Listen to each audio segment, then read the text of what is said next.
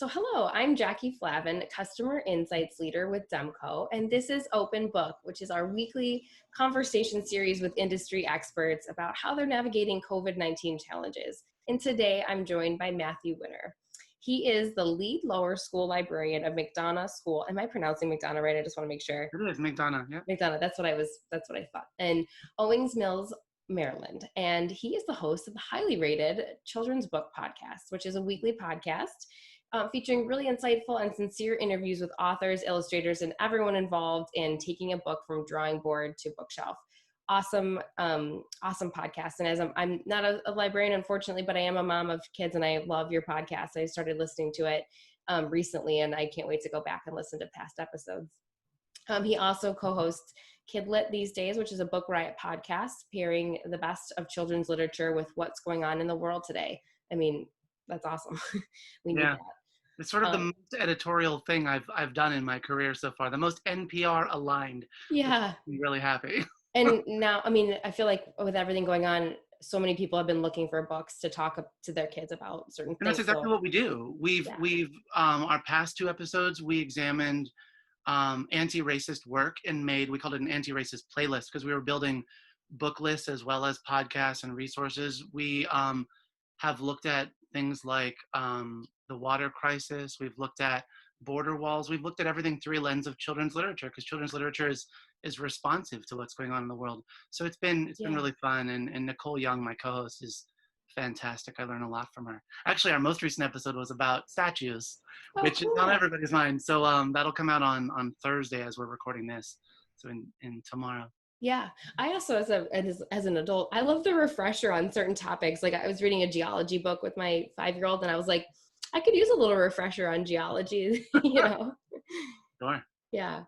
And I'd also like to take a moment to recognize your long list of awards. I mean, it's quite impressive. You received an AASL award, an ISTE, a big ISTE award, Library Journal Mover and Shaker. You are a White House Champion of Change. You were invited to the White House, and I just think it's really funny. Your last name really suits you. You are a winner. Yeah, we could ask like chicken egg, which one is leading the chart.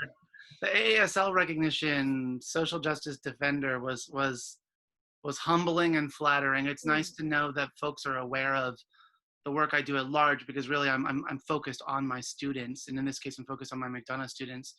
But when you come up for air and realize that people are paying attention to what you're doing in the greater context of our profession, it's really flattering. And yeah, to be invited to the White House under the Obama era was extremely privileging. Yeah. And the thing I always say, the one of the best things that came out of that is that I was on Obama's Christmas card list for years to follow. So I've kept all of them. They're all pop-up Christmas cards. They're gorgeous. But there's been some special moments. That's so cool. Well deserved. You're doing so many awesome things, and we're so grateful to have you here today to talk about how we can use literature as a social emotional tool, especially for kids this fall, as we think about, all that we've been going through and what's to come this fall. And you had some really awesome things to say in a recent blog post. You said that one of the most important things that we can do in these uncharted times is to make sure that children connect with stories.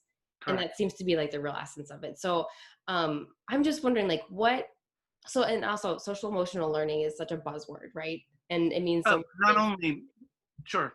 I'm sorry. I'm getting very excited. I just wanted to ask you, like, how do you interpret that and like kind of take us to, to how you think about it? I think if I were to step back, a larger thing that I'm examining through my teaching, and this has been ongoing and it should be ongoing, is how to reduce trauma within the school setting as we know it for students from marginalized backgrounds.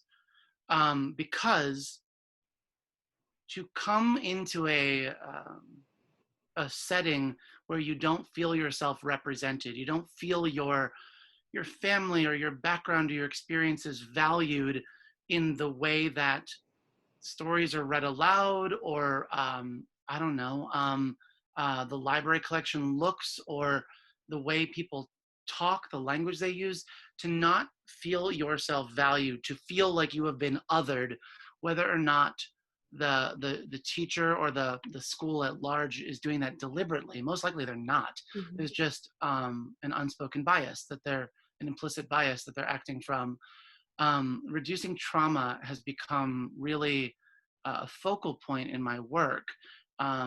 Constantly asking, through the lens of the podcast, through the lens of teaching, through the lens of my work at large, what am I doing to reduce trauma for my students? And of course, now we are quarantined, and trauma became much more widespread, because to take children, I work in an elementary school, so to take children out of the consistency of seeing their friends daily, of having regular social interactions, and put them in an isolated setting where then we're asking them to only connect through some sort of virtual tool, is artificial in some way, and it doesn't work.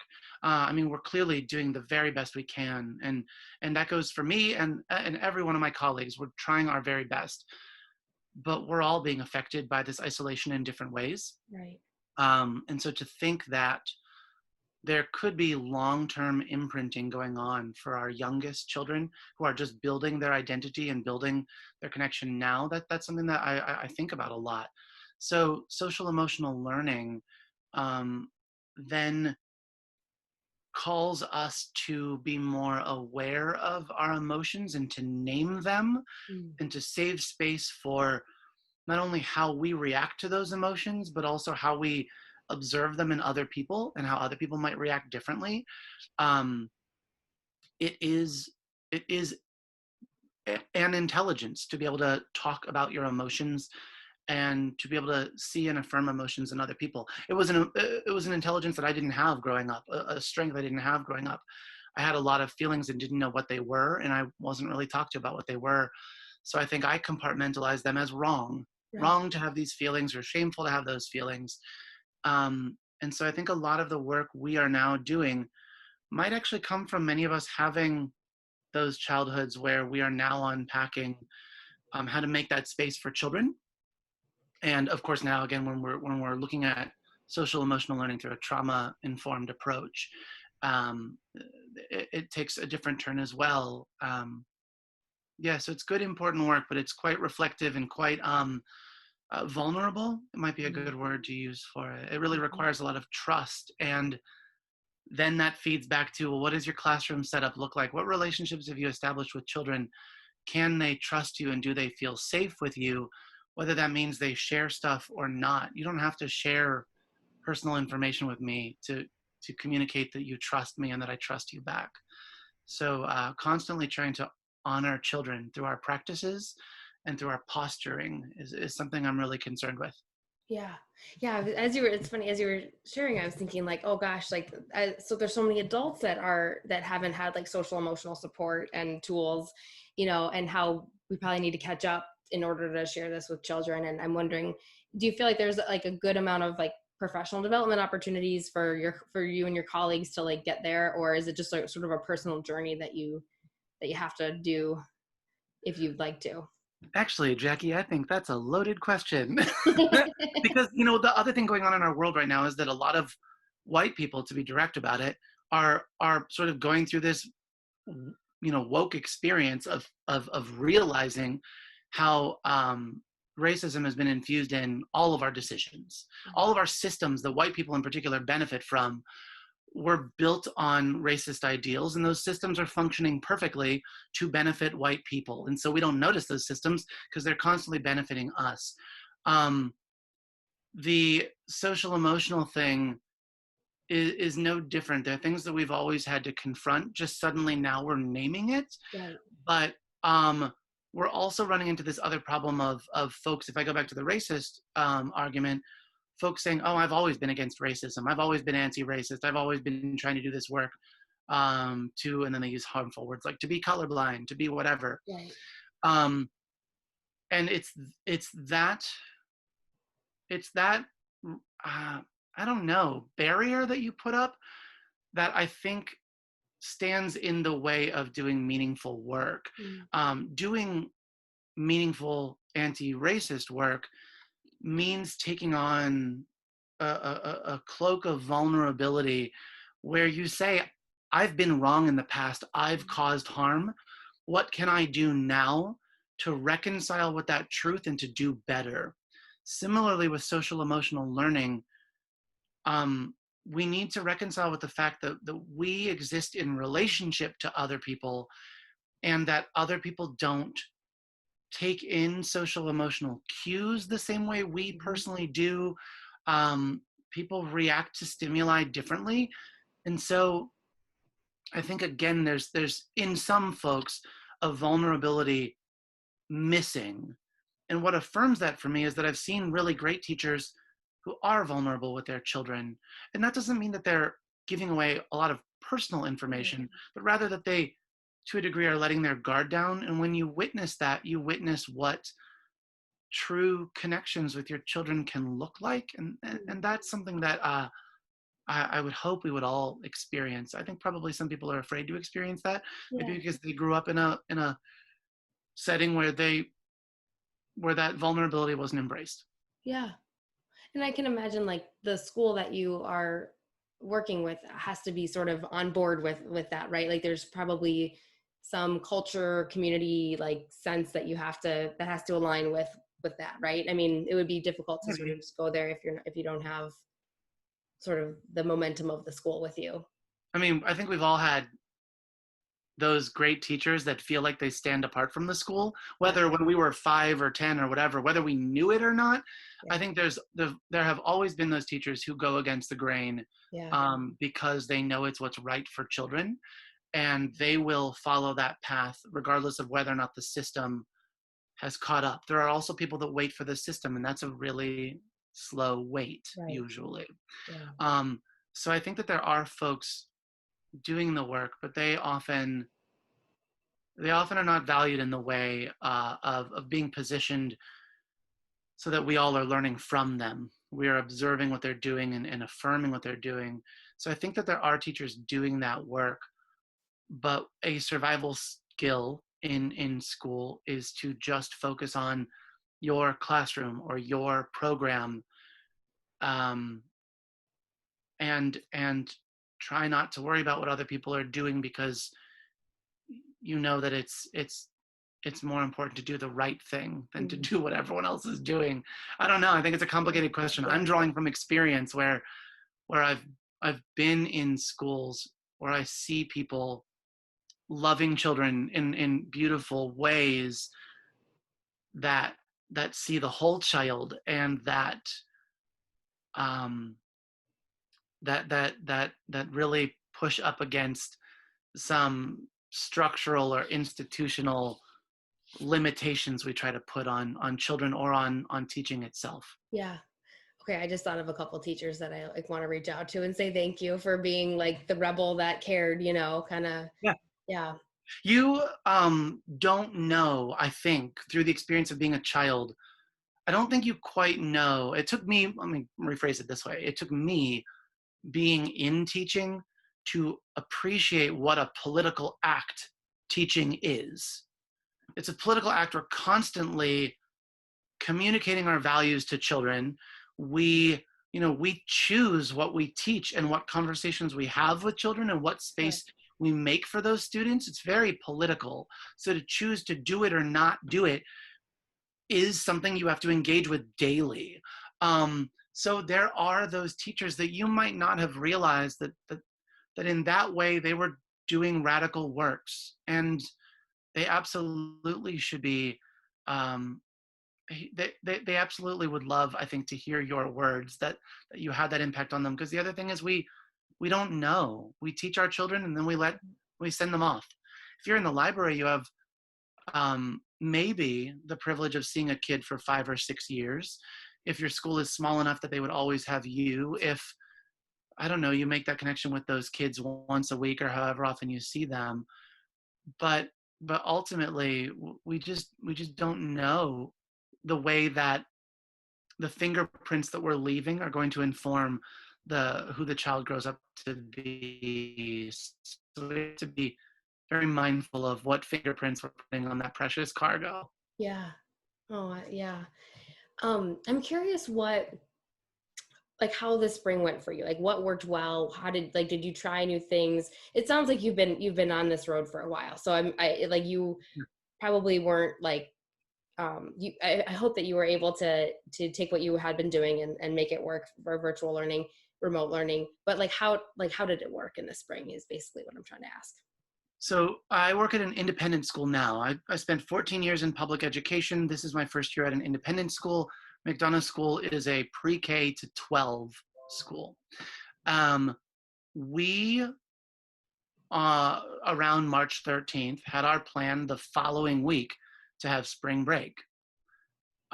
We sent students home a day earlier than anticipated and spent the entire day with professional development campus-wide, so that the day spring break was over, we would start on virtual learning. So we did virtual learning the entire time to the end of the school year. And I applaud my administrative team because every single week they were looking critically at our model and asking, how can we make this stronger? How can we respond to the needs of the students as well as the gains the students are making? We had already been using a tool that I think many folks will know called Seesaw, where you can post assignments and share assignments. It's sort of like a protected social media tool, maybe is the best way to compare it. I don't really know. But in the beginning, the specialist teachers were creating mini lessons on Seesaw and pushing them out to our classes. And then we were sort of checking off assignments or responding to assignments as the kids turned them in, not grading them, but giving feedback. So we specialists were doing asynchronous learning for the first several weeks, maybe half of my time in the 10 weeks of virtual learning or remote learning or whatever we're calling it, doesn't matter, of school. And then the second half, some of us, based on feedback, turned to synchronous learning, and the library was included in that. The work I do with children, I think, really hinges on us being able to have conversation. Mm-hmm. So for me, it was a limitation to, if I was recording me reading a book and then they watch it and respond in some way, if I was posting a thought experiment or write poetry or whatever, there was always that barrier that didn't work for me, because so much of what I do is immediate in feedback. And connected, right? It is. Not to say that other people aren't, but really that's what suited me best. So those connections with children, I think, were really causing a lot of mental anguish for me over those first couple of weeks, because that was a core part of our relationship and of my practice.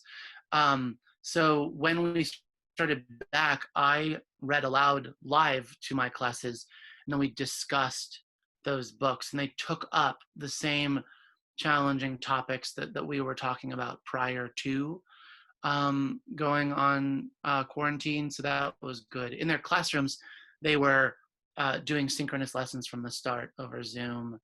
And so at some points in the day, by the end of it, they were going to 3 or 4 different classrooms for Zoom. But again, our school technology infrastructure organized things in such a way that through Google Classroom or through this tool or that tool, they were able to find where they needed to go rather seamlessly. And so I don't think I was ever without 100% attendance of my classes.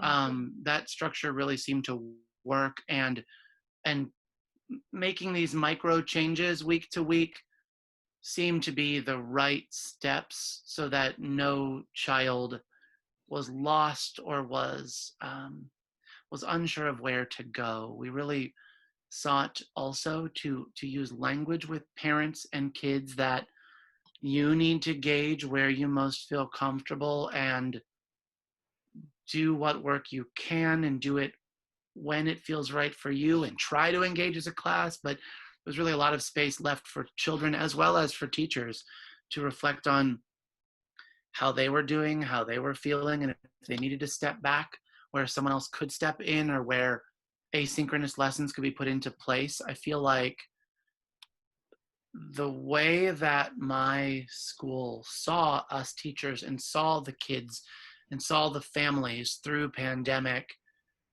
gives me great hope for what the fall could look like, because it made me feel right away like I could tell my administration, these are the things I'm really apprehensive about. And some of it might just be generalized anxiety from being in these circumstances, but also feelings are real. And to tie us back to that social emotional learning, we as adults experience these feelings too, and it's important that we see them and name them, and that we confront them to a degree, but we also allow them to cohabitate our space.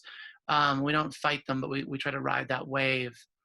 So I'm grateful that our school jumped in so quickly, because I know that we have a model that works in the fall, if, and really, I think when we go to a virtual school model, we already know this works to start here and we can build from there. I should say though, that one of the other things I did right away was that I offered a evening story time for our whole McDonough community. We test piloted it sort of the week of spring break by inviting our faculty and their kids to come to a story time in the evening, where I read aloud 3 books and shared a poem, and we just sort of connected. And that turned into every Tuesday, Wednesday, Thursday night, every Tuesday, Wednesday, Thursday night for those 10 weeks. Wow. I read aloud to our students and their families, pre-K to 4, and ultimately invited faculty in to be guest readers. And our head of school came, and people from all these different departments that really, I don't even know if the kids knew who they were, but what it did was it gave us a sense of community again. Also, where we weren't using that Zoom tool strictly for school, but rather for connection as well. And that to me feeds back into that social emotional piece of trying to use tools to connect and to comfort, not just to educate in that way. Yeah. So that worked out really, really well, and was something that a lot of folks have been asking for again, and really honestly was a privilege for me to connect over story. That brings us back to the beginning, I suppose, too, connecting over story. That is so awesome. Yeah, you are bringing everyone together. You can all be together in one space, even if it's virtual.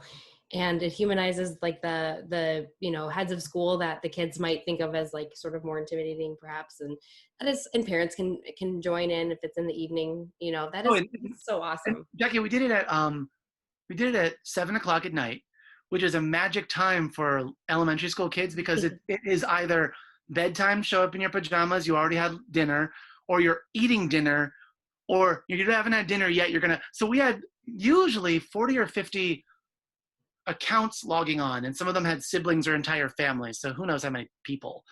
But you would see everyone in these different parts of their nighttime routine. Yeah. And to allow ourselves into that routine as well was really special. Yeah. And you were commenting before we were recording, but that's also part of why having a beautiful background, organizing my books to bring joy back to, remember what it's like to be in our library in this space and together. I wanted to give that color and that brightness and that familiarity and that routine. That was really important to me, because as an individual who feels those big feelings too, for me it was important that the ground beneath my feet felt sturdy. So how can I make the ground feel sturdy for other children? That we might be social distancing or staying at home or whatever we're going through at home, but this is consistent. We are here, we are together. I constantly shared a message of love and value, so that they were always getting that message. That's so wonderful. Yeah, and I feel like we're starting to get into the things that are like really I hate to say awesome, but the pandemic has brought some unexpected positive bright spots, right? So, we're like you mentioned, you feel like you could go to your administration and say, I'm feeling like this and I want to make these changes. And I feel like a lot of organizations, Demco included and others that I've talked to, are operating with that same mentality these days. And I almost wish we had been doing that all along. Like why couldn't we done that before? Or, being able to say to colleagues, like, I'm kind of down today, that's totally acceptable now. And I don't know if it was before. I mean, if I can say it, if we can just address something that, because I need my other librarian colleagues across the country to hear this, something we did not include in that article that I just want to say that I hear you and I see you, is that there are some colleagues, some districts that there are big districts that are making decisions on behalf of everyone. I get it, it's a big district. My kids, I used to teach in a big district. My kids go to school in a big district. My wife teaches in a big district. So I understand the need for a core group of people to make these decisions. I understand the privilege that I have to be working in an independent school where I have more autonomy and more voice than I might have had before. But for some of our colleagues, Jackie, they are facing structures where the school system is saying, regardless of whether or not you're sick, you will show up and teach these children. And that to me is really scary, to think that some folks could be in danger of their job if they don't show up. Because one thing that did definitely happen in virtual school is that I didn't miss a day. My kids didn't miss a day. I didn't miss a day. We suddenly had perfect attendance, and that doesn't happen. And so there are a great number of values, and I definitely want to talk about those with you. But I want to make sure that we give weight to the drawbacks and how I think most of us as teachers, it's fair to say, we were teaching for our lives and we were doing twice as much work. Yeah. I think librarians have never been in a position more where they felt like they had to advocate for their program or see the program cut. Right. And when you're already doing a lot of work and now you have to do even more in order to be visible, to advocate for your program so that it's still valued, right, and be put in a circumstance, quite frankly, where you could fear, if I don't show up, I could lose my job. Yeah. That's real fear. That's real scare that we haven't had before. Because before, you've just been part of a line budget, that you got your budget approved every year. You were in that system. You were a related art class for kids, so you were providing planning for teachers so they couldn't cut you that way. There are things structurally that have been removed that I think have also removed some of the job security that librarians in particular have had. And I don't think it would be fair to move forward without acknowledging that that is a real fear that some of our colleagues have had to sit with throughout the pandemic so far, and they have to sit with for another entire month while their district decides what on earth are we doing in the fall. Right. That's scary, and I don't wish that on anyone, and I'm so sorry, which is why I was really grateful that we got to write this article trying to help brainstorm what can your library look like, and it's not going to be the same for everyone, so let's try to get as many ideas out on the table, even just to spark your own ideas, because I don't want to see libraries go away, because I know that when libraries get cut, if we look at schools in Michigan in particular, I have friends that teach in Michigan, you look at library programs get cut, and it is almost unsurmountably hard to get those libraries back in. Once you cut it and that budget goes somewhere else, it is really hard to reinstate those budgets. So we're not to be dramatic, but we're fighting for our jobs, and it's no person should ever be put in that position where you have to fight for your jobs. And yet we're in virtual schooling, which means schools have had to, in some cases, purchase devices for kids to connect, and that money has to be taken from somewhere. And if the federal government isn't giving you that money, then that means some jobs are going to have to get cut. And that means we're going to put your job up against the value of someone else's job. Nice. And when we pit ourselves against one another, which I was in a system that was doing that, sadly, it's no good for anyone to make me fight for my job to the detriment of someone else's job. That's not okay. Right. So you're right. I do definitely want to affirm positives, but I want to make sure that we are not looking at this in any way through rose-colored Right. glasses. Right. This is a hard time. It's a very hard time. Yeah. And it's, I mean, it's all compounded by personal stress, the economy, worrying that your friends and family might get this virus. You know, I mean, it's like, there's just no, everywhere you look, there's stress. Yeah, now they could get it from me. If you're asking kids to return in the fall, Right. I could be a carrier, and it feeds that anxiety. And I am a person that I want to be as realistic and understanding the science and understanding the risk as I can be. Maybe in that way, librarians, maybe that is a strong suit for us, taking in the data and assessing the risk, and knowing how important it is to see children and to be there for children, but at the same time, knowing how important it is that we protect one another. If I think about the positives, I am now connected in a way to families that I was never connected before. It's also really stressful to essentially be teaching and to be observed constantly. Right. Right. That feels unfair. Who else has a job where Right. now the parents of every single one of your children can be watching and judging you? Right. I don't think they are. I think they see how hard we're all working. I really do. But at the same time, you're being observed. Right. Um, and and that's hard. But again, though, but I also see that this is a chance for parents to see what it is I do and how I love their kids and how I connect those skills that I have.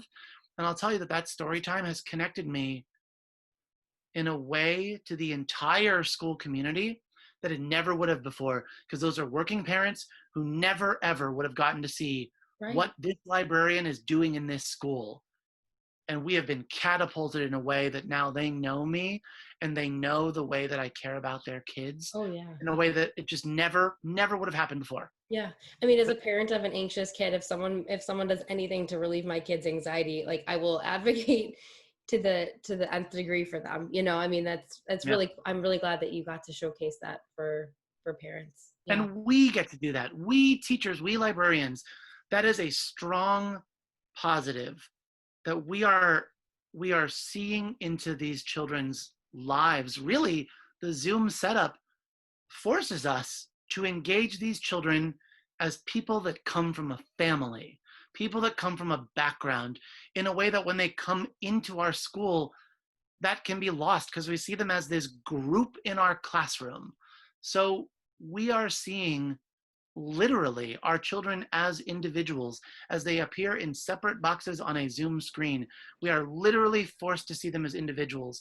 And I think that in what you and I started off talking about in this conversation, that is calling us to confront our biases or our assumptions in ways that we haven't before. This structure in that way does something that we couldn't do in face-to-face teaching. And that's important that we are engaging with children in that way. Yeah, very well said.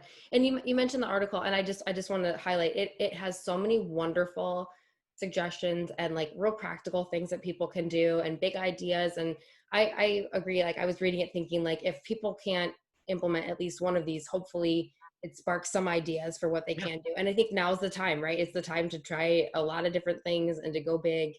And why not? And there's so much value. I mean, we're obviously preaching to the choir here, but there's just so much value in having a library in a school and a librarian in the library. And so I'm hopeful that article is going to help a lot of people. Yeah, I mean, Jackie, I wrote this article with my editor, and she said 800 words. Can you get it to me by whatever day? So it was a fast turnaround, 800 words. Let me think about the AASL standards. Let me think about the ALA guidelines for handling materials in all libraries.